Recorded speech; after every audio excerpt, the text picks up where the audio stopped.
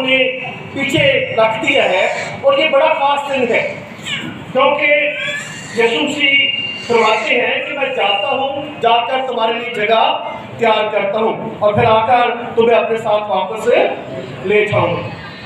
اور جب تک یسوع مسیح جو ہے وہ جاتے نہیں ہیں تو پھر واپس بھی آنا ناممکن سی بات ہے۔ تو یہ دن مسیحیوں کے لیے بڑا خاص اہمیت ہے۔ کبھی ہم سنیں گے اس کے بارے میں کہ کیوں ہمارے خاص دن ہے، لیکن ہم اس کے بارے میں بہت کم پیغام دیتے ہیں، بہت کم سنتے ہیں، بہت کم لوگوں کو مبارک کہتے ہیں۔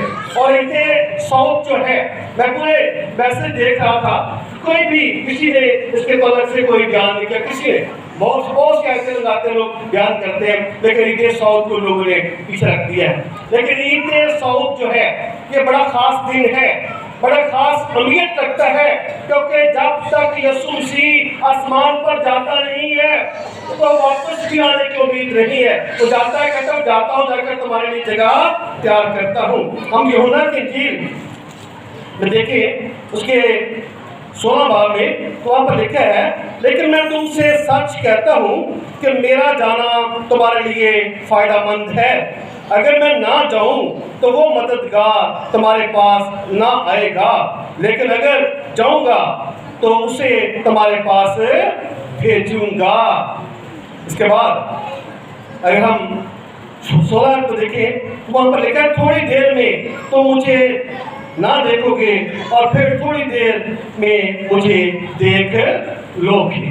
یسوع مسیح ہم دیکھتے ہیں عید سعود جو ہے، یہ جب ہم ریاضی پڑھتے ہیں تو اس میں ایک ترتیب بھی آتی ہے، ترتیب سعودی، ترتیب نزولی، یعنی اوپر کو جانا پھر نیچے کو آنا۔ اور سعود کا جو مطلب ہے یہ ہے اوپر کو جانا۔ کیا ہے؟ اوپر کو جانا۔ اور نزول کا مطلب کیا ہے؟ نازل ہونا، نیچے کو آنا۔ ہم دیکھتے ہیں کہ یسوع مسیح آسمان پر اٹھایا گیا۔ انجیل مقدس بیان کرتی ہے، اعمال کی کتاب بیان کرتی ہے کہ یسوع مسیح اٹھایا گیا۔ دیکھتے دیکھتے تاریکی میں نہیں، رات کے عالم میں نہیں، بلکہ ہم خدا کے کلام میں دیکھتے ہیں کہ دن کی روشنی ہے، شاگرد وہاں پر موجود ہے، لوگ وہاں پر موجود ہیں، اور دیکھتے دیکھتے یسوع آسمان پر اٹھایا گیا۔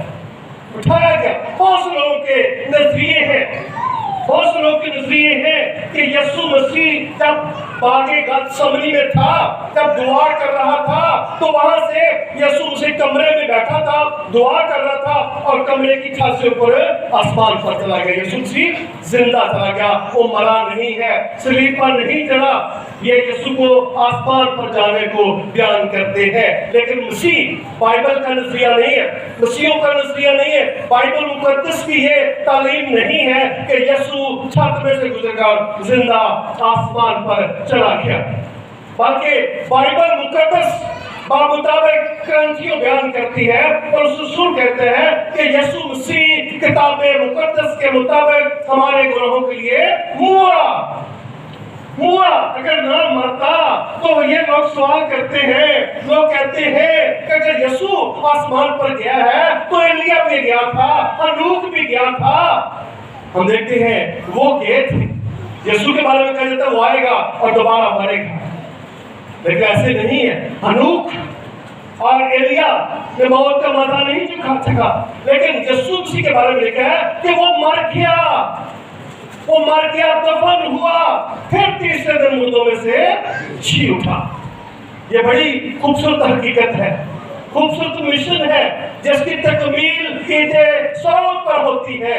عید سعود ہم نے بھلا دیا، پیچھے پھینک دیا، چند باتوں کے پیچھے کلیسیا لگ چکی ہے، لیکن جو خاص مقصد ہے اس کو ہم جانتے نہیں ہیں۔ اور آج یہ کلیسیا کو جاننے کی ضرورت ہے کہ جو غلط فہمیاں ہیں، غلط تعلیمیں گردش کر رہی ہیں کہ یسوع مسیح گتسمنی باغ سے اٹھا لیے گئے زندہ، ان کی شکل جو ہے ایک اور انسان نے لے لی، ان کی شکل بدل گئی اور کسی اور کو صلیب دے دیا گیا۔ دیکھو خدا دھوکہ تو نہیں کر سکتا۔ کیا خدا دھوکے کرتا ہے؟ مانتے ہیں خدا دھوکہ کرتا ہے کہ یسوع کی شکل بدل دے اور کسی اور کو بے گناہ کو صلیب پر دے دے، لیکن خدا خود بے گناہ اپنے آپ کو پیش کرتا ہے۔ وہ ایسا دھوکہ نہیں کر سکتا. وہ لکھا خود مرا اور دفن ہوا. یہ حقیقت بیان کی گئی ہے کہ کوئی اور اس کی جگہ پر نہیں مرا, کوئی اور زندہ نہیں اٹھایا گیا, لیکن یسوع مسیح مر کر دفن ہوا, زندہ ہوا اور پھر آسمان پر اٹھایا گیا. یہ حقیقت ابن سعود کی ہے کہ یسوع مسیح آسمان سے زمین پر آیا کیونکہ وہ آسمانی ہے. لیکن تمہارے بیٹا ہوگا اور ان قدس کی قدرت تم پر سایہ ڈالے گی اور وہ مولود مقدس خدا کا بیٹا کہلائے گا. یہ آواز آسمانی آواز, وہ آسمان سے آیا زمین پر انسان کے گناہ اٹھانے کے لیے.